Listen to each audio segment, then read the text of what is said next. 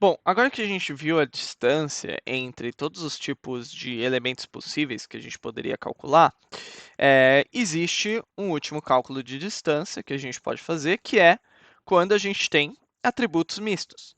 Que é assim, em parte dos nossos problemas, a gente vai trabalhar só com variáveis numéricas, em parte dos nossos problemas, a gente vai trabalhar só com variáveis categóricas, outras só em binários, mas a maioria dos problemas que vocês vão encontrar de ciência de dados vão ter todas essas variáveis combinadas. E, eventualmente, pode ser que você queira justamente fazer esses cálculos de distância, levando em consideração todos esses tipos de variável ao mesmo tempo. E a gente vai ver até algoritmos de aprendizado de máquina que vão fazer justamente esses cálculos por detrás dos panos. Então, o cálculo da distância de atributos mistos, qual que é o objetivo dela? É pegar e receber todo tipo de variável possível e fazer um cálculo de distância que permita normalizar todos os valores das distâncias. Então, se a variável é numérica, nominal, binária ou ordinal, não importa, porque o valor da distância vai ser sempre um valor entre 0 e 1.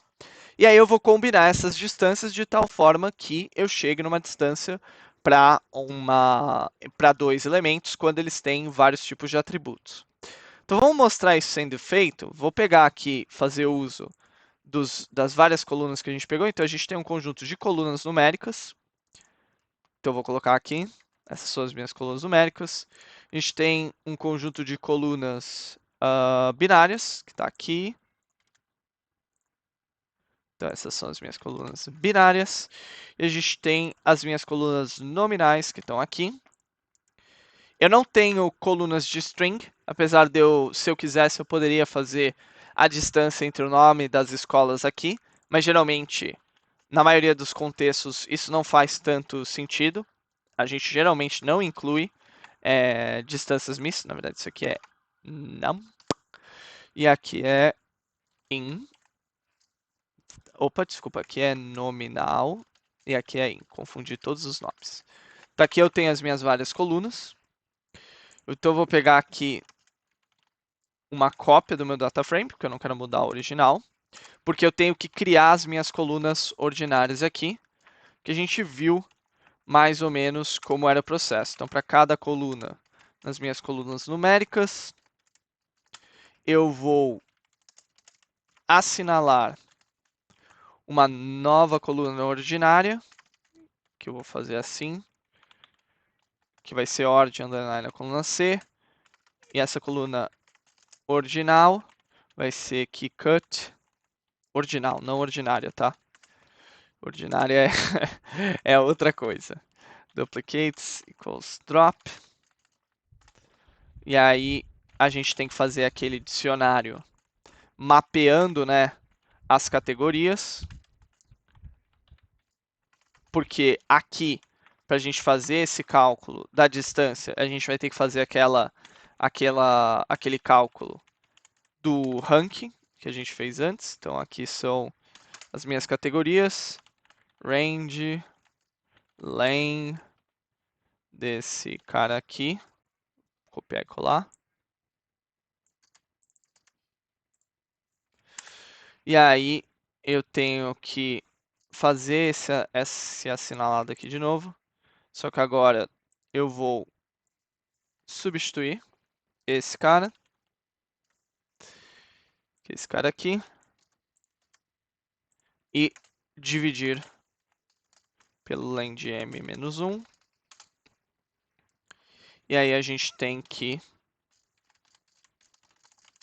adicionar essa coluna. Então, só olhando os passos que eu fiz aqui, primeiro eu assinalo um valor de coluna, que é a quebra, para criar as minhas categorias. Depois eu crio o dicionário que vai mapear a minha categoria para um valor numérico. Daí eu pego e converto todas as minhas categorias. Ah, desculpa. Ainda bem que bom que eu revi o código. Eu converto as minhas categorias para esses valores de numéricos que eu atribuí, normalizo eles, né? Divido pelo número de categorias menos 1, e aí eu adiciono a minha categoria para essa lista de colunas aqui. E a gente pode olhar, por exemplo, para o use num-calls mais in-calls mais non-calls mais odd-calls, que aí a gente vai ter, em alguns segundos, uma base de dados com todos os tipos de colunas possíveis aqui. Então, veja as minhas colunas numéricas, aqui as minhas colunas binárias, aqui as minhas categóricas e, por fim, as minhas colunas ordinais. Ok, para eu fazer o cálculo de distância agora, o que a gente vai fazer? A gente vai fazer um cálculo de distância que vai ser especial em termos de como ele funciona. Então, a gente tem esse, não me lembro que letra grega é essa, eu acho que é um delta. A gente vai ter um S delta, que é uma variável indicadora. Essencialmente, ela vai ter o valor zero se uma das variáveis está sem dado. Isso é óbvio, né? Se uma das linhas da minha base de dados ou uma das escolas não tem uma variável, então eu vou remover aquela variável do meu cálculo de distância. Ela vai ser zero se eu tenho dois caras, as duas variáveis são zero e eu estou falando de um binário divergente. E aí, pessoal, Pedro do Futuro aqui. Ao fazer essa gravação, eu percebi que eu traduzi errado. Não é binário divergente, é binário assimétrico. E o significado de um binário assimétrico é que, por definição, o valor 1 é muito mais importante do que o valor 0, ele é muito mais informativo. E por conta disso, quando eu tenho um valor 0 e eu tenho que os dois números convergem, ou seja, os dois binários são 0, aí eu vou considerar que ele não conta como um aumento de similaridade, tá? Mas a maneira para você considerar que um binário é assimétrico ou não depende da sua escolha e de como você interpreta os dados. Então aqui no vídeo vocês vão ver eu considerando que todos os binários que a gente colocou são assimétricos, mas em tese você poderia ter um conjunto de colunas que é assimétrica e outro conjunto de colunas que não é. E se for um binário não assimétrico, aí você vai considerar esse valor zero no cálculo de similaridade da mesma forma. E ela vai ser 1 para todo e qualquer outro caso. Aí o que eu tenho? Eu tenho o cálculo de como é feita a distância vai variar de acordo com o tipo de variável. Então, se for um valor numérico, a gente vai mudar um pouco do cálculo da distância. Por quê? Porque antes, a distância do valor numérico, a gente fazia a soma dos quadrados das variáveis. Aqui, cada variável vai ter um cálculo de distância. Então, aqui, o x representa uma única variável, que significa que é, por exemplo, essa aqui é a distância do QT desktop aluno. Se você olhar para isso aqui, como você está fazendo uma normalização, é como um valor absoluto dessa diferença, e isso não está elevado a qualquer potência, é como se fosse a distância de Manhattan. A única diferença para a distância de Manhattan é que a distância de Manhattan vai ser um valor 1, 2, 3, 4, 5, 6, até infinito, de acordo com o intervalo do valor numérico. Eu vou pegar a distância de Manhattan e eu vou normalizar ela de acordo com o valor máximo e o valor mínimo de x, mas não só para os dois pontos que eu estou comparando, que são os pontos I e J, né, nesse caso, mas para todos os pontos da minha distribuição. Então, eu vou garantir que esse número esteja necessariamente entre 0 e 1.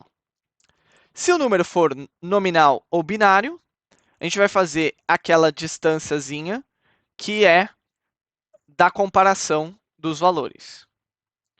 E se o f for ordinal, a gente vai fazer aquele cálculo de distância que é baseado nos rankings, que a gente já sabe que vai necessariamente dar um valor entre 0 e 1, porque essencialmente o cálculo que a gente está fazendo naquele cálculo do ranking é justamente esse cálculo aqui. É que implicitamente o rank da minha variável sempre vai ter mínimo 0 e máximo 1, Então, dividir qualquer número por 1 dá a mesma coisa. Tá? Mas se eu quisesse, por exemplo, atribuir valores diferentes para o ranking, eu teria que fazer essa normalização aqui também. Bom, então, toda essa conversa parece complicada, mas a fórmula é bastante simples. Então, vou colocar aqui o meu random seed para sortear 2 pontos. Vou colocar aqui o meu sorteio. E aí eu vou pegar aqui as minhas variáveis, que a gente já fez tantas e tantas vezes. Vamos pegar aqui da distância numérica, que são esses dois caras aqui. Vou sortear eles. E vamos imprimir O1. Vamos imprimir O2. Então, use... Upsi. Tira esse cara aqui, tira esse cara aqui. Pronto. Agora tem os meus dois caras aqui, eles estão com atributos mistos e eu tenho que calcular distâncias entre eles. Então o que eu vou fazer? Eu vou percorrer cada uma das colunas e a gente já sabe que se a variável for um binário ou se a variável for um nominal, e a gente sabe quem são as variáveis binárias e as variáveis nominais, eu vou criar aqui uma distância, d vai começar com o valor de 0, eu vou somar essa distância justamente se as minhas variáveis são diferentes, tá? Então, se for diferente, que é justamente esse cálculo aqui, esse cálculo aqui, eu adiciono, somo 1 para a minha distância. Agora, caso contrário, eu sei que ela só vai ser ordinária ou numérica, ordinal ou numérica, desculpa. Eu vou somar aqui o valor absoluto da diferença entre esses dois caras aqui. Só que agora eu tenho que normalizar isso aqui pela diferença entre o valor máximo da distribuição e o valor mínimo da distribuição. Então aqui, se eu fizer isso e imprimir a minha distância, que é d dividido, vou colocar aqui só d, ele vai ter a minha distância aqui de 3,76, blá, blá, blá, blá, blá. Só que veja que no meu cálculo de distância, o que eu fiz é quase que essa parte de cima aqui, né? Por quê? Porque se as variáveis, aqui no caso, minhas duas variáveis são todos os dados, então delta é sempre 1. O delta vai ser 1 para todos os outros casos. O único caso que a gente não olhou é esse caso aqui, que é quando os dois são 0. Porque aí, quando os dois são 0, isso aqui vai bater e ele vai somar 0. Então, isso aqui, eu ter a minha variável indicadora ou eu não ter a minha variável indicadora, para esse caso aqui não vai fazer diferença. O que vai fazer diferença é nesse caso do denominador. Né? Por quê? Porque eu estou falando que eu não vou somar, não vou adicionar esse delta quando os dois forem 0. Então, eu posso fazer aqui o meu delta, e aqui eu estou assumindo que o nome é delta, por sinal. E aí eu vou fazer se in calls e se O1i igual a O2i igual isso aqui e O1i igual a 0, a gente vai dar um contínuo. Caso contrário, delta mais igual a 1. E a gente teria, né, o caso de se, né, vamos colocar aqui pedido.isNull on-c ou pedir.isNull o2c, a gente vai dar um contínuo aqui também. Então, essencialmente, se os dois caras forem igual, seria a mesma, se um dos caras for nulo, seria a mesma coisa que o delta for 0, então eu vou desconsiderar o valor de delta. E se os valores forem binários, né, e aí eu vou colocar aqui embaixo, se o valor for um binário, e se eles forem igual a 0, eu vou continuar. E aqui eu posso normalizar a minha distância por delta. Ops, teve algum erro. Ah, tá. Aqui é O1i, O2i.